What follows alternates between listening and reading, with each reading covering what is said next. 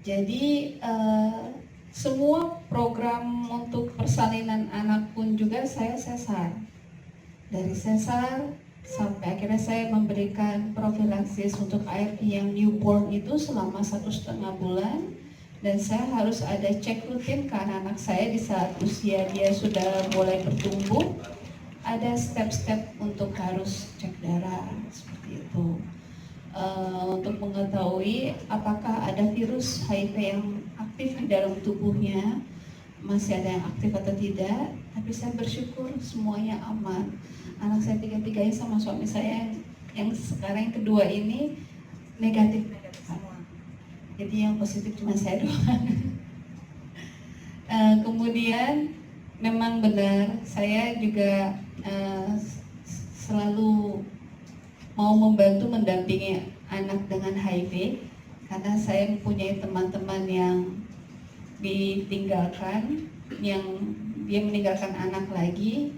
Mau tidak mau kita yang harus memberikan support dan semangat maupun ke keluarga yang ditinggalkan, mungkin seperti kayak neneknya atau ke kakeknya atau enggak ke bapaknya, maupun entah bapaknya meninggal jadi ibunya. Itu kita harus memberikan support, memberikan masukan juga untuk mengetahui kondisi anak ini tahap-tahap sampai dia sudah menjelang dewasa, sampai dia udah bisa mandiri dan tidak denial juga Mbak Jupit. Jadi itu yang baru kita bisa lepas. Nah, proses banget buat saya untuk anak dengan HIV itu di saat usia mereka sudah menjelang remaja. Di situ mulai banyak pertanyaan dari anak-anak, kenapa mah harus minum obat terus? Kenapa sih mah? Jadi ada rasa jenuh di mereka juga sampai akhirnya mereka marah. Ini pengalaman cerita dari teman saya pun juga, sampai obatnya tuh diumpetin di balik bantal, dibilang katanya udah minum, katanya belum, kadang-kadang dibuang ke tempat sampah. Sampai akhirnya barulah dijelasin sama orang tuanya, HIV, kamu tuh ini obat untuk HIV kamu, nak, virus HIV. Barulah di situ mereka yang kenapa gitu ya. Ini istilah ibarat kata ini untuk menstop biar kamu tuh tetap sehat. Cairan vagina maupun cairan semen sperma, bukan spermanya. Dari situ kalau misalkan ibu yang ODA memberikan ASI, dia memberikan luka. Walaupun dia sudah hati-hati nih, tapi menimbulkan luka, kemungkinan bisa dia menularkan ke anak. Iya. Tapi kalau misalkan dia memberikan ASI-nya itu benar, dengan memberikan posisi yang benar. Saya punya teman, dia ODA, dia punya anak negatif, dan dia ikut program PPIA, pencegahan penularan ibu ke anak ini dengan secara normal. Diberikan ASI, iya, tapi profilaksis untuk ARV yang newborn-nya itu tetap juga harus dikasih. Gitu. Dan itu harus tepat waktu.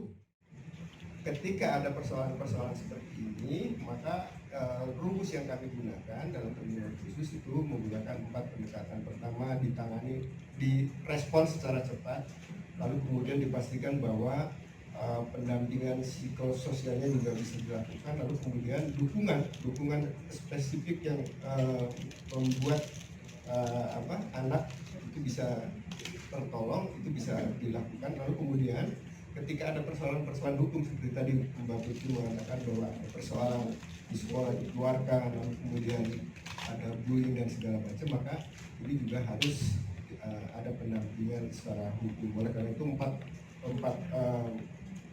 mekanisme itulah yang selama ini kita gunakan. Salah satu contoh misalnya ketika ada persoalan-persoalan yang muncul di Surakarta dan di Samosir gitu. Dan dimanapun di wilayah di Indonesia kalau ada kasus seperti itu, kalau istilah dokter itu, ini kasusnya ditemukan 121. Kasusnya untuk dewasa misalnya di HIV 1.200 misalnya. Jadi masih mengatakan kasus, karena ini kita belum bisa mengungkapkan bahwa sekian orang negatif tapi kemudian aman, tidak berupa kasuistik. Nah ini yang kita harapkan ke depan, ada pola kesadaran, lalu kemudian penanganannya bisa dibuat secara baik. Kalau dia nanti harus menyusui dengan susu formula. Ya.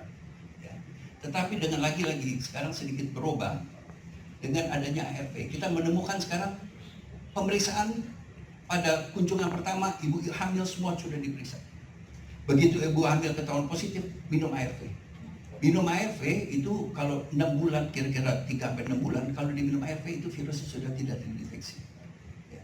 Nah kalau tidak dideteksi sebenarnya dia tidak terlalu perlu lagi untuk seksual.